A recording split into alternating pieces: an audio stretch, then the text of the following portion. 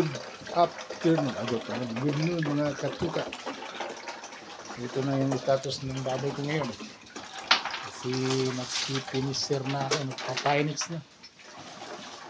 Yan o. Comment down below.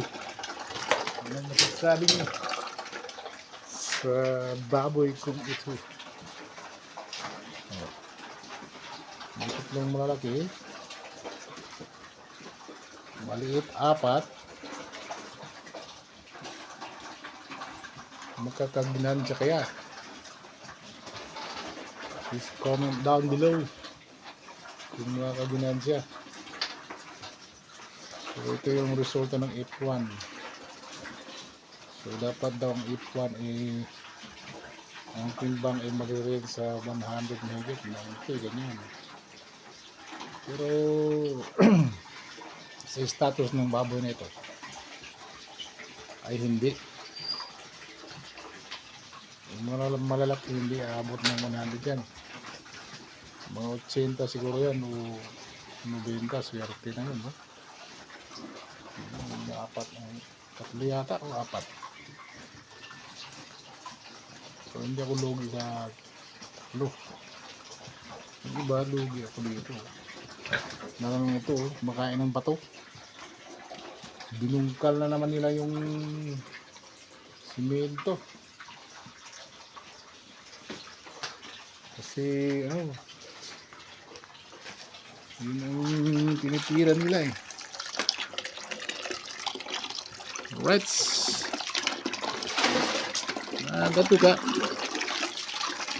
Dito tayo sa presyuhan dito sa amin sa Zamboanga, Cebu guys, sa EPL.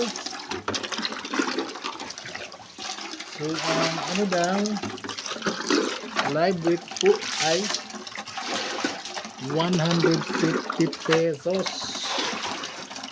Diyan sa Luzon, Bulangan, 220 pesos. Difference of 70 pesos. Kaya ang presyo ng pes dito ay pataas ng pataas. Ang presyo ng live weight ay pababa ng pababa. Ano ba yan? Sana mo space yan. Talagang lugi kami dito sa mga buyer.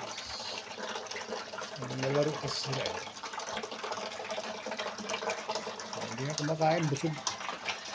Kasugat-sugat na yung katawan nila kasi ano sila, nagrarambulan sila sa loob. So mga katuka, yan lang pong update sa ating baboy. So mga ilang araw, i-deliver ko na ito. I-deliver na ito. Kasi Pinex na ito eh. Pinex na. Sabihin nyo lang ang resulta. So, hindi ko na iba-vlog. Okay? Comment down below kung anong mga tumbang nito sa estimation, sa chance nyo, sa estimation nyo. Alright, that's all mga katuka. Have a nice day.